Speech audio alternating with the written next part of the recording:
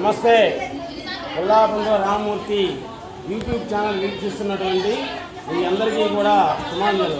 మీ అందరికీ ఒక చిన్న విజ్ఞప్తి, మన యూట్యూబ్ ఛానల్ పేరు మార్చాం. మన వాళ్ళందరూ కూడా పుల్లాపంతుల రామమూర్తి అనేటువంటిది పెద్దగా ఉంది, తగ్గించమన్నారు 3 అక్షరాలతో. అందుకని జనని అని మార్చుకోండి. JANANI జనని. జనని అంటే అమ్మవారు, అమ్మవారి పేరే జనని. ఇప్పుడు మనం